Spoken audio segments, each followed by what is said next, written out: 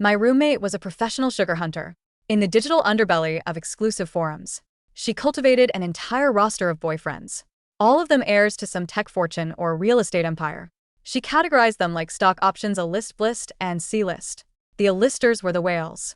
They'd wire her five-figure sums just for being sweet. The key-listers were the stingy ones, and by the end of every month, she'd conduct a brutal pruning. It was purge night. I sat at my desk, paralyzed by the mere thought of a social interaction. While she groaned from her bed, "Oh, I'm exhausted," she complained, her thumb flying across her screen as she blocked one contact after another. "If you're broke, don't pretend to be a trust fund baby. I don't have time to waste on losers who can't even cover a shopping spree." I bit my lip, my heart hammering against my ribs. I raised a trembling hand, my voice barely a whisper. "Sienna, those guys you're blocking, are you just throwing them away?" She glanced up, squinting. "Yeah, why? Could you give one to me? I have social anxiety, not the I'm a bit shy at parties kind, but the I have a panic attack if the barista looks me in the eye kind." It had reached a breaking point. My therapist told me that if I didn't make progress, I'd have to take a medical leave from the university. But I didn't have the money for the intensive, high-end cognitive behavioral programs. Start small, the doctor had suggested. Talk to people online, maybe even try a low-stakes digital romance. It's a safe space to practice being yourself, but I was too terrified to even send a hi to a stranger on a dating app. That was why I'd gathered every ounce of courage to speak to Sienna Reed. She looked at me like I'd just grown a second head. "Wait, you actually have a voice? I thought you were a literal mute, Daisy." The embarrassment burned my throat. I stared at my shoes. "What, you want to try your hand at the game?" Sienna smirked, her eyes glinting with a predatory sort of amusement. "I guess I could spare one." She swiped through her secondary phone, then stopped. "Here, this guy. He's on an encrypted messaging app one don't use much anymore. I'll give you the login, it's all yours." A surge of hope flared in my chest. Maybe she wasn't so bad after all. Thank you." I reached for the phone, but she pulled it back, her expression hardening. "Don't get ahead of yourself. It's not a gift. I spent weeks farming this contact. It's a premium lead, $500. And the account is yours for good." 500, I stammered, my hand dropping. "Nothing in this world is free, Daisy. Especially not a billionaire's son." She leaned in, her voice dropping to a conspiratorial whisper. "Word on the street is this guy is the heir to the Montgomery estate. Old money, private jets, the works. If you play your cards right, you'll make that 500 back in a single good morning text. You want him or not?" The truth was, Sienna didn't actually know if he was a Montgomery. The guy had never replied to her messages, never posted on his private feed, and certainly never sent her a cent. She figured she'd been scammed by whatever broker sold her the contact info. I didn't care about the money, though. I wasn't looking for a payday. I was looking for a ghost to talk to. I hesitated, then nodded. "Okay." Sienna's eyes lit up. She flipped her phone around to show her Venmo QR code. "Smart girl, Daisy Miller, you won't regret it." After the transfer went through, I logged into the account and changed the recovery info. As I did, I caught Sienna watching me. She looked surprised. "I never noticed before," she muttered as I climbed into my bunk bed and pulled the curtains shut. "You're actually kind of a knockout when you aren't hiding behind that hair." Behind the safety of my bed curtains, the world felt manageable. I stared at the new profile. The avatar was a minimalist cold shot of a mountain peak. The name was just M. How do you even start? For someone like me, a digital hello felt like a leap off a cliff. I took a deep breath, closed my eyes, and typed, "Hi, are you awake?" I hit send, and immediately tossed the phone to the foot of the bed, my heart racing. I waited and waited. By the time I fell asleep, there was no reply. Honestly, it was a relief. Talking to a living, breathing person was terrifying. Talking to a silent void that I could do. He became my digital diary, a tree hole where I could bury my thoughts. "Daisies, good morning. They put onions in the breakfast burritos at the dining hall today." Groß Daisies. "I saw two squirrels fighting over a crust of bread today." The smaller one won. It felt like a win for the little guy. 3 months passed. I sent him snippets of my day, photos of the sunset, and my secret fears. I never expected a reply, so I grew bold. I practiced the flirtatious lines I'd read in novels, testing them out on the silence. "Daisies, do you know what my favorite kind of star is?" "Daisies. The one I see when I think of you." "Cheesy, right?" I'll stop. The turning point came when I dropped my phone in the library. The screen shattered, and it took 3 days to get it repaired. When I finally logged back in, my breath hitched. There were 2 messages. M. Sent the first night, I was gone at midnight. M. Losing patience already. Sent the second night, my stomach did a somersault. He was alive. He was a real person. and he had noticed I was gone. Before I could figure out a reply, the phone began to vibrate in my hand. He was calling. I panicked and hit decline so fast I almost dropped the phone again. Across the room, Sienna narrowed her eyes. Daisy, was that your phone? I haven't heard that thing ring since the semester started. Nobody ever called me. I looked away, my face flushing. It was just an alarm. The phone vibrated again. Anna stood up, reaching for it. Let me see, you've been acting weird lately. No, I pulled back, but she was faster, lunging for the device. In the scuffle, she knocked over her bowl of spicy ramen. The red broth splashed everywhere, soaking into the fabric of her cream-colored designer dress. No, she shrieked, looking at the stain, and horror. This was $2,000. Daisy, you clumsy bitch. You're paying for this. I'm not just socially anxious. I'm a frustration crier. My throat tightened, and my voice cracked with tears. You tried to grab it. It's not my fault. The hell it isn't. If you'd just given me the phone, this wouldn't have happened. Our other roommate, Mia, finally, snapped Sienna. Shut up, you were harassing her. Why would she show you her private messages? Lexi chimed in from her desk. Exactly. We saw it. You lunged at her.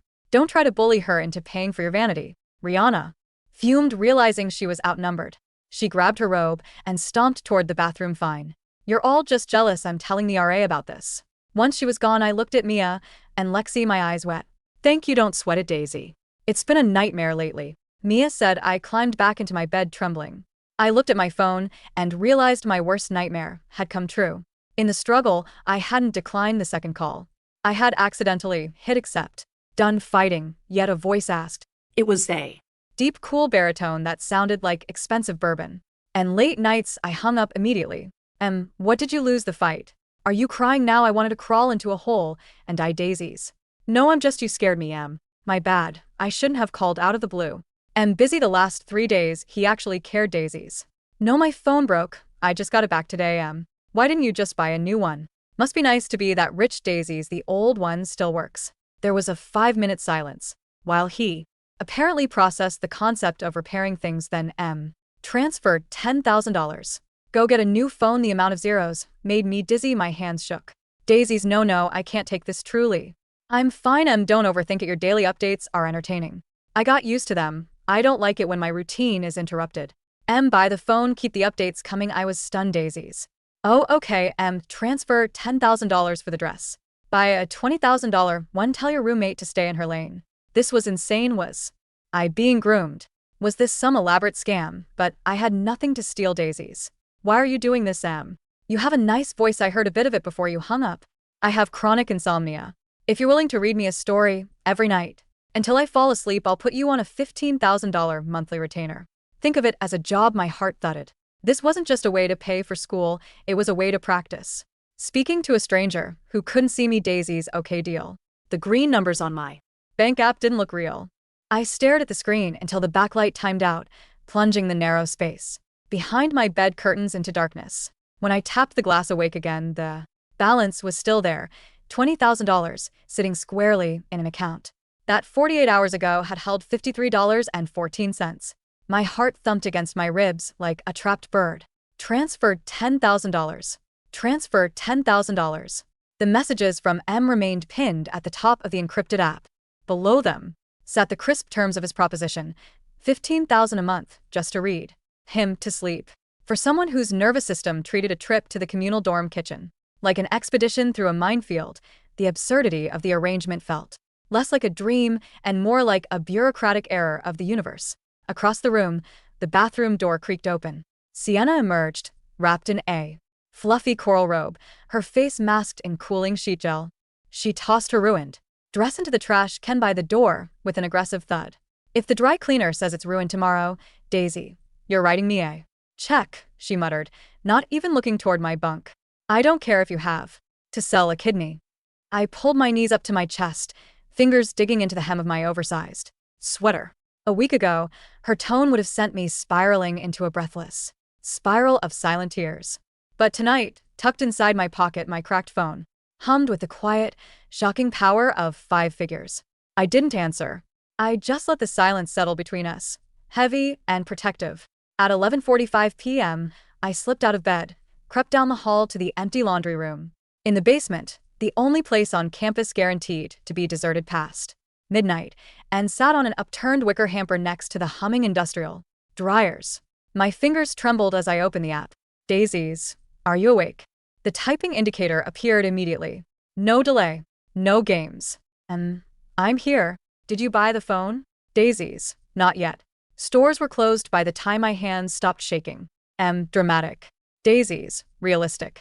Normal people don't send strangers down payments on sports cars because of spilt ramen. Normal people are boring. Call me. A sharp jolt went through my stomach. I swallowed hard, staring at the word. Call. My thumb hovered, frozen by the familiar, paralyzing fear of direct contact. Daisies. What if I'm terrible at it? I told you I get nervous. You're reading a book, not auditioning for Broadway. If you stutter, I won't dock your pay. If you bore me, that's the entire point. Call. Taking a ragged breath, I tapped the audio icon. The ring tone buzzed once, twice, and then clicked open. Ambient static hummed over the line, followed by the faint rustle of heavy linen, and the low, resonant intake of breath. Up close, without the chaos of Sienna. Screaming in the background, his voice was startlingly intimate, low frequency, smooth as unpolished granite, carrying a faint metropolitan clip. You took your time, he said. My vocal cords locked.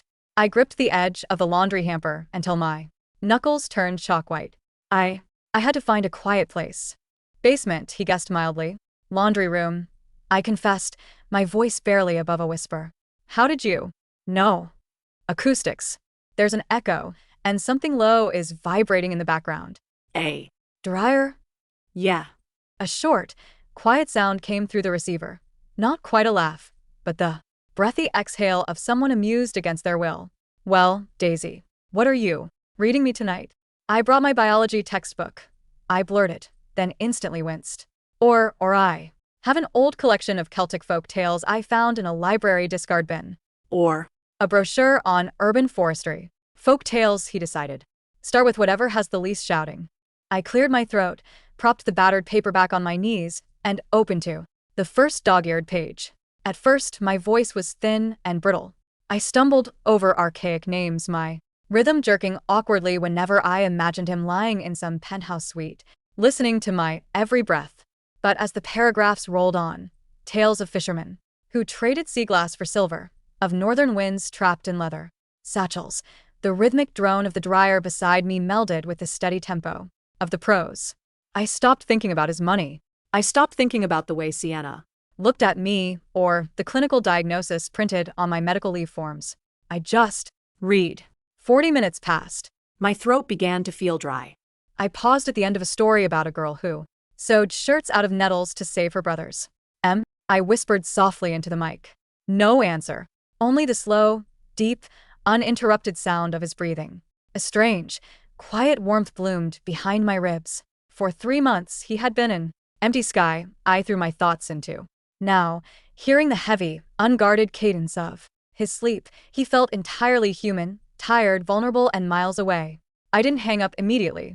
I sat in the humid warmth of the basement laundry room for 2 full minutes, listening to the impossible quiet of a man who had paid $20,000 just to hear a girl from the Midwest read about nettles.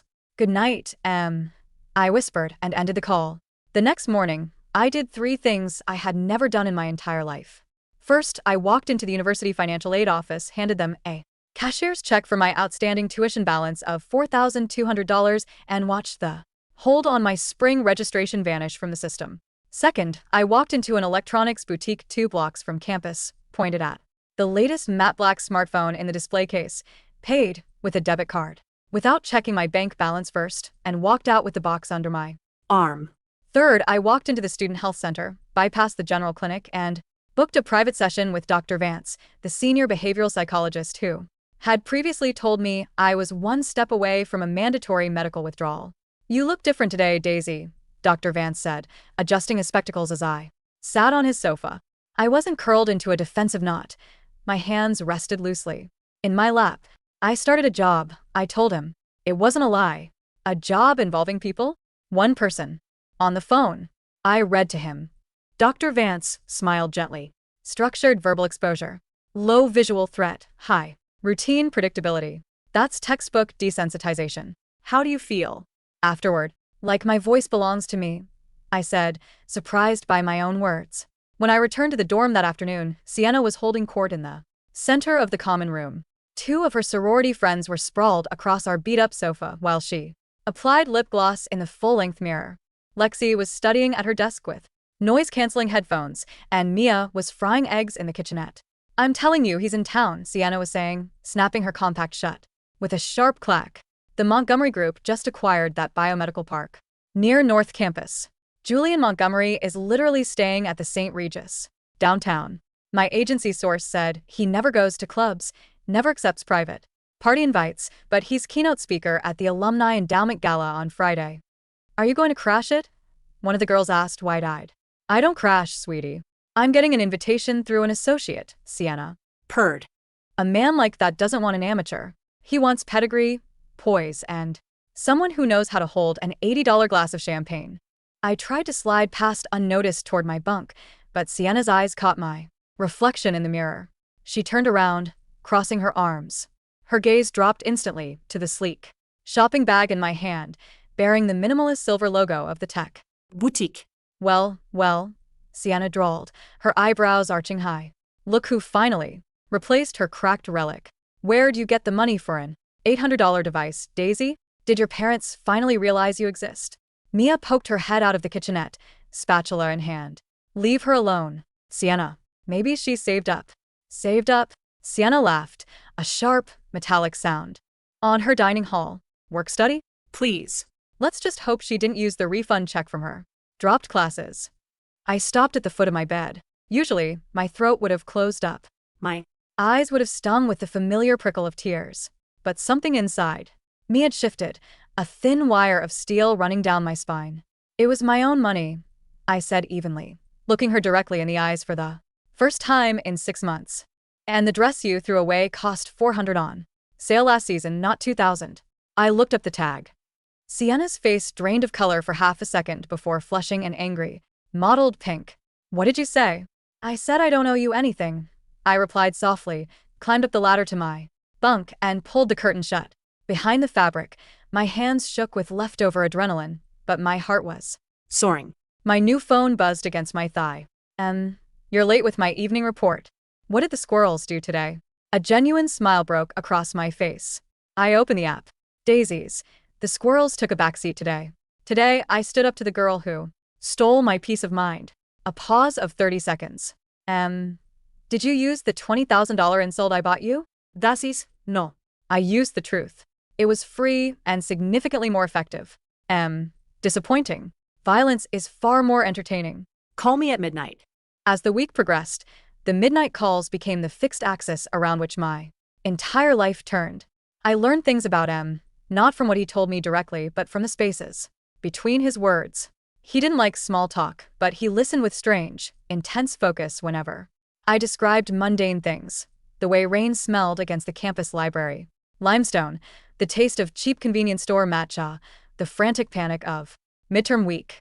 "You notice ridiculous details," he remarked one Tuesday night.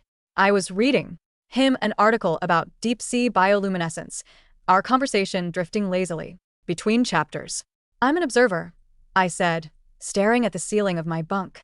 "When you're too scared to participate in the world, you spend a lot of time watching it. And you think participating is better?" His voice was raspy, edged with the exhaustion that seemed to plague him constantly. "The world is full of parasites who want your time, your capital, or your name. Observing from a distance is a survival instinct. Don't be so eager to cure it. Is that why you're alone in a room paying a college student to read you fairy tales?"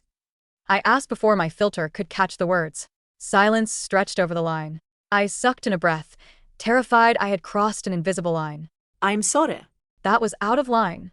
"No," he said slowly, his tone devoid of anger, merely cold and contemplative. "It's accurate. People talk to me all day, Daisy. Lawyers, directors, family members who want a seat on the board. Every single word they say has an invoice attached to it. They want something from Julian Montgomery." My breath caught in my throat. Julian Montgomery. Sienna's frantic gossip echoed in my head. The heir to the Montgomery estate. The keynote speaker. The man at the St. Regis. He had never confirmed his name before. He had just let it slip, so casually, like dropped silverware. "You're Julian?" I breathed. He went quiet for a beat, then gave a faint, self-deprecating scoff. Did your roommate not tell you whose contact she was selling for $500? She was clumsy, by the way.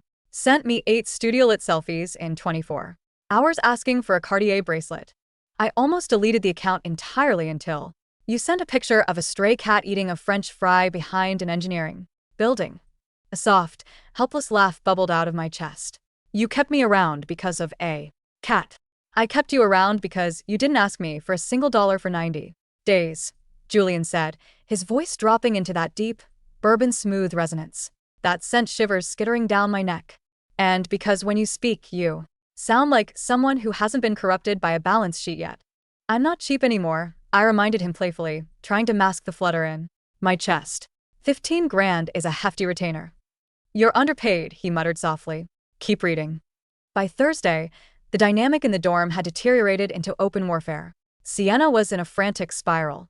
Her associate had failed to secure her a ticket to the Montgomery Endowment Gala, and she had spent 3 days pacing the room, barking orders into her phone and screaming at courier services that delivered the wrong shade of designer pumps. It's not fair, she raged, flinging a shoe against the closet door. Lexi didn't even look up from her laptop. Mia rolled her eyes and left for the library. Every major influencer in the city is going to be in that ballroom, and I'm stuck on the wait list because some committee secretary lost my RSVP. She glared at me as I sat quietly at my desk, organizing my lecture notes. What are you looking at, Daisy? Enjoying this? I didn't look at you, Sienna, I said calmly. You're acting so smug lately, she hissed, stalking over to my desk. She leaned down, her manicured acrylics digging into the polished wood right next to my notebook. Where are you going every night at midnight? Don't think I haven't noticed you sneaking down to the basement. Who are you talking to? My heart gave a single, hard thump, but I kept my face blank. That's my business. Is it that contact I gave you? Her eyes narrowed, sharp and suspicious. The Montgomery lead. You told me it was a dead end, I said steadily, meeting her gaze without flinching. You said you got scammed by a broker. Yeah, well, maybe I did. Or maybe you figured out how to work him. She Sneered, though doubt flickered in her eyes. Not that you'd know what to do with a man like that. Look at you. You buy one mid-range phone and think you're Cinderella. Julian Montgomery wouldn't look at you if you were on fire. She spun on her heel, grabbed her leather jacket, and slammed the dorm door behind her. I sat in the silence of the room, letting out a long, slow breath.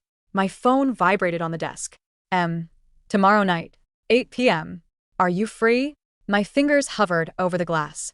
Daisies, tomorrow is Friday. Don't you have the alumni gala? Unfortunately. Which means I'll be surrounded by 200 people I despise. For 3 hours. Daisies. Sounds exhausting. It is. I need an exit strategy. And an antidote. Daisies.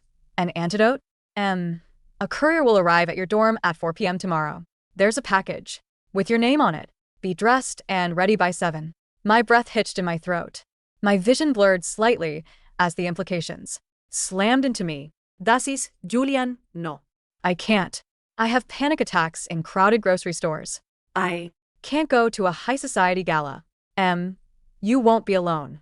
You'll be with me. And if you feel a panic attack coming, you can tell me about the squirrels until it goes away. Don't run, Daisy. You spent 3 months talking to a ghost. come meet the Man behind it.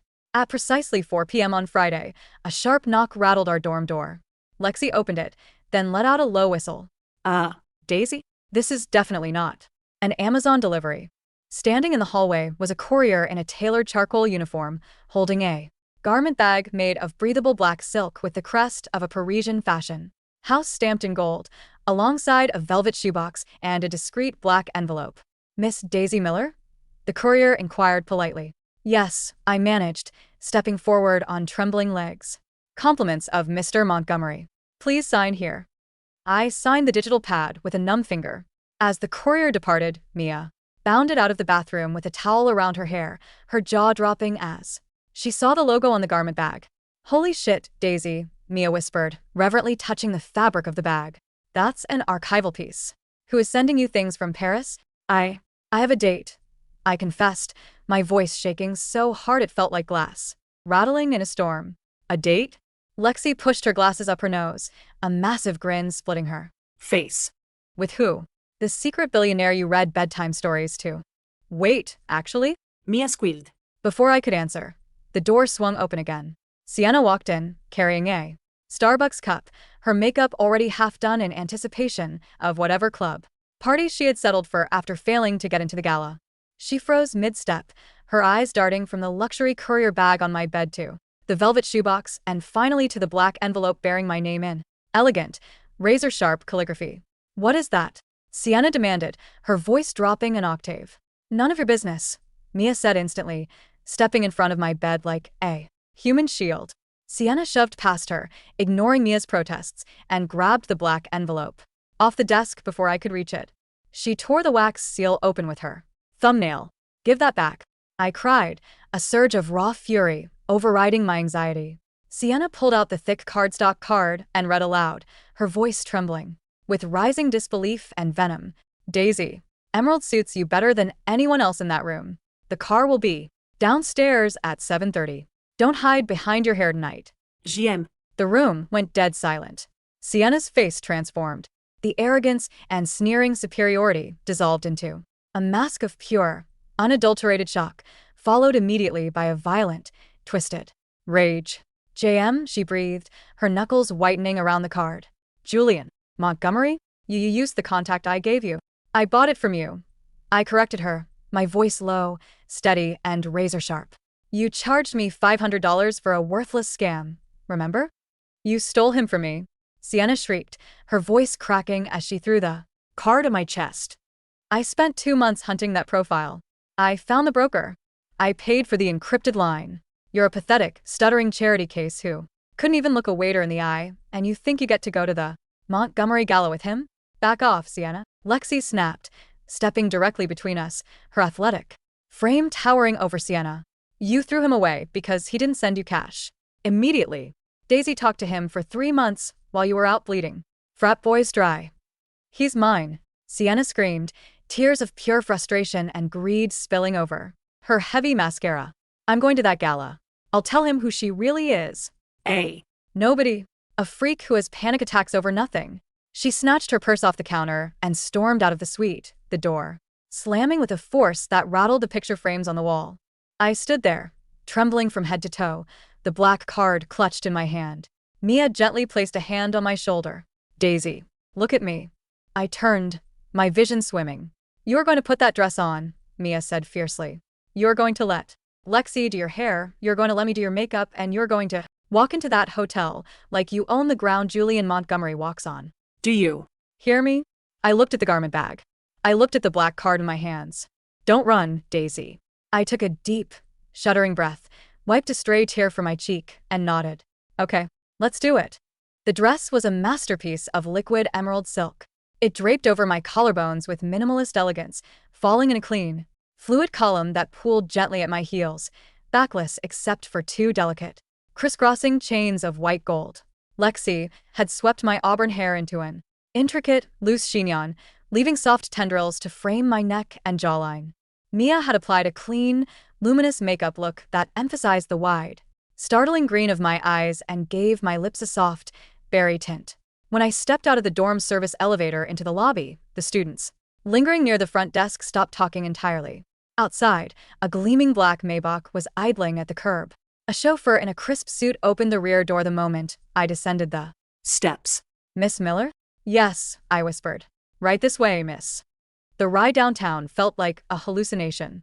The city lights smeared across the tinted windows in streaks of gold, neon, and amber. My chest felt tight, the old monster of panic clawing at the edges of my consciousness. You don't belong here. You're going to faint. You're going to embarrass him. I closed my eyes and whispered under my breath. They put onions in the breakfast burritos. The small squirrel won the bread. Bioluminescence is cold. Light produced by a chemical reaction. My heart rate slowed. The grounding worked. When the car pulled into the grand porte cochere of the St. Regis, the scene outside was blinding. Flashes from society photographers cut through the evening mist. Chandelier light spilled out of the 2-story, arched glass doors of the grand ballroom. The chauffeur opened my door. Mr. Montgomery requested that you be escorted directly to the private mezzanine before the general reception. Miss Miller. Thank you, I said, stepping onto the red carpet. I kept my chin up. I didn't look at the cameras, didn't look at the socialites. In diamonds whispering behind their champagne flutes. I followed the white-gloved attendant through the marble foyer, up a private curved staircase, lined with brass railings, and into a secluded lounge overlooking the ballroom. Floor below. The room was dim, lit only by the warm amber glow of a limestone fireplace and the soft wash of the city skyline through floor-to-ceiling windows. Standing by the glass, holding an untouched glass of whiskey, was a man. He was tall, easily 6'2", with broad shoulders tapering into a bespoke midnight navy tuxedo that fit with razor-like precision. His dark hair was cut short, styled with effortless control, and his profile was aristocratic and austere. A high, straight nose, a sharp jawline darkened by a faint shadow of stubble, and eyes the color of winter ice. He turned as the heavy oak door clicked shut behind me. Julian Montgomery looked at me. The air left the room in a single, silent rush. For 3 months, I had known him as static, as late-night sighs, as dry text messages, and the cadence of heavy sleep. But seeing him standing there, solid, impossibly handsome, commanding a room simply by occupying space, sent a jolt through every nerve ending in my body. His ice-blue eyes scanned me slowly, from the emerald silk clinging to my waist, to the bare curve of my shoulders, finally settling on my face. A slow, subtle warmth softened the severe lines of his mouth. "Daisy," he said, the baritone voice. The exact same voice that had lived inside my ear for 80 nights. Hearing it in the open air, vibrating against the walls of the room, made my knees weak. "Julian," I managed to say. My voice was quiet, but it didn't shake. He set his glass down on a side table and walked toward me. Each step was deliberate, unhurried, carrying the absolute confidence of someone who had never doubted his place in the world. He stopped a foot away from me, close enough that I could smell the scent of cedarwood, crisp bergamot, and expensive wool. "You look stunning," he murmured, his gaze holding mine with an intensity that made my skin prickle. Better than the dress deserved. I almost didn't get in the car. I confessed, my cheeks warming. "Why didn't you run?" "Because you told me not to," I answered honestly. "And because I owed you an ending to the story about the sea glass." Julian's lips curved into the first true smile I had ever seen on him. It transformed his face, stripping away the cold, unapproachable billionaire and revealing the man who listened to fairy tales in the dark. "You don't owe me anything, Daisy," he said softly, lifting a hand. He hesitated for half a second, giving me time to pull away, but I didn't move. His knuckles lightly brushed against the side of my jaw, his skin warm and calloused against mine. "If anything, I'm the one in debt." Before I could answer, the heavy double doors at the far end of the mezzanine swung open with an abrasive clatter. Julian, you need to listen to me." Julian's hand dropped from my face, his expression instantly hardening back into Arctic stone. He turned smoothly, shielding half of my body behind him with an instinct that felt entirely natural. Sienna stood in the doorway, breathless, disheveled, and wearing a tight red cocktail dress that looked wildly out of place among the understated haute couture of the venue. 2 security guards were hot on her heels, reaching for her arms. "Mr. Montgomery, we apologize," the head of security said quickly. She claimed to be an official guest of the Reed family, but her credentials didn't clear the scanner. "Let me go," Sienna shrieked, struggling against the guard's grip. Her eyes locked onto me, standing in the emerald gown next to Julian, and her face contorted with hysterical venom. "Julian, look at her. She's an imposter. She works a student work-study job and lives in my dorm. She's a charity case who bought your private handle off my phone for $500. The room seemed to drop 10 degrees. Julian didn't blink. He didn't look surprised, embarrassed, or angry. He simply stood there, his posture relaxed, looking at Sienna like she was an irritating speck of lint on his lapel. "Are you finished?" Julian asked, his voice low, flat, and chillingly quiet. Sienna froze, caught off guard by his absolute lack of reaction. What? Didn't you hear me?" "She tricked you. I was the one who cultivated your profile. I'm Sienna Reed, the Reeds of Apex Capital." Apex Capital is a mid-tier venture fund currently undergoing an audit for fraudulent asset valuation, Julian said coldly, taking a slow step forward. "Your father has been begging my acquisitions team for a buyout meeting for 4 months. I rejected it 3 days ago." Sienna's jaw dropped. The color drained from her face until she looked completely white. And as for this encrypted handle, Julian continued, his voice echoing smoothly across the high ceilings of the mezzanine, did you really think a broker sold you my personal contact without my knowledge? Sienna blinked, utterly lost. What? I set up that channel 6 months ago through an intermediary, specifically to track which social climbing agencies were trafficking private executive data. Julian said, his tone dripping with quiet disdain. I expected a dozen parasitic opportunists trying to extort five-figure wire transfers. You were one of them. You sent me unsolicited photographs and demands for luxury goods within 24 hours. He paused, glancing back at me for a fraction of a second, his expression softening before turning back to Sienna with lethal clarity. Then you sold that account to Daisy Miller.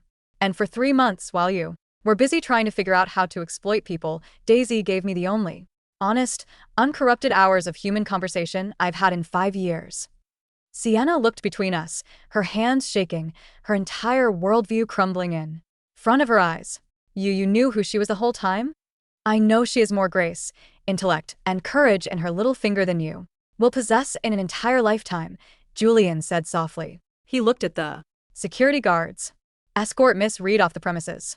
Revoke her family's clearance for all Montgomery Foundation events permanently. If she approaches Miss Miller again on campus or anywhere else, have our legal team serve her with a formal restraining order and notify the university dean of conduct. No, wait. Julian, please. Sienna sobbed as the guards firmly took her by the elbows and pulled her backward out the doors. Daisy, tell him. Daisy. The heavy oak doors swung shut, cutting off her voice entirely. The mezzanine fell into absolute, pristine silence. I stood there, my chest heaving, the sheer weight of what had just happened crashing over me like a wave. The monster that had terrorized my dorm life, the girl who had made me feel small, invisible, and broken, had been dismantled in less than 2 minutes. Julian turned back to me. The cold, terrifying power he had radiated while dealing with Sienna vanished completely, replaced by a quiet, questioning gentleness.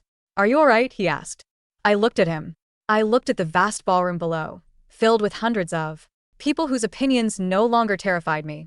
I looked at the reflection of the girl in the glass, standing straight, wearing emerald silk, completely unhidden. A soft, clear laugh broke from my lips. I'm better than all right, I said. I think I'm cured.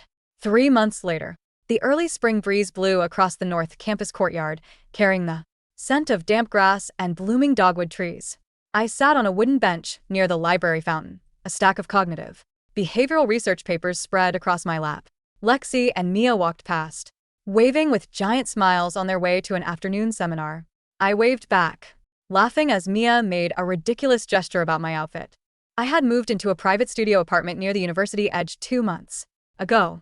The university had quietly disciplined Sienna after an administrative review of her harassment records, and she had transferred to an out-of-state private college before the semester ended. My phone buzzed on the bench beside me. Not the old cracked device. The sleek, matte black phone. Look up. My heart skipped a familiar, sweet beat. I lifted my head. Standing at the edge of the courtyard, wearing an unbuttoned charcoal coat over a dark cashmere sweater, was Julian. He wasn't surrounded by bodyguards, wasn't holding a briefing binder, and wasn't hiding behind an encrypted screen. He was just a man, holding 2 paper cups from the local coffee cart, looking across the crowded lawn straight at me. I gathered my papers, slipped them into my tote bag, and stood up. My feet didn't drag. My hands didn't shake. I walked through the crowded courtyard, past dozens of students talking, laughing, and living without feeling the familiar suffocating weight of the world on my chest. I stopped in front of him. You're early, I said, smiling up at him. Our call isn't until midnight. Julian handed me a cup, Earl Grey tea without milk, exactly how I liked it. He reached out with his free hand, his fingers sliding naturally between mine. Warm, solid, and entirely real. I decided to cancel the midnight calls, Julian said, his eyes crinkling at the corners with quiet warmth. My eyebrows rose playfully. Oh, are you firing your bedtime reader? No, Julian murmured, leaning down until his breath brushed against my cheek, his deep baritone sending that same electric shiver through my veins. I'm promoting you.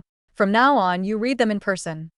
I looked into the eyes of the ghost who had heard my every secret, the man who had bought my silence and taught me how to speak. Deal, I whispered, and for the first time in my life, I stepped into the light and kissed him.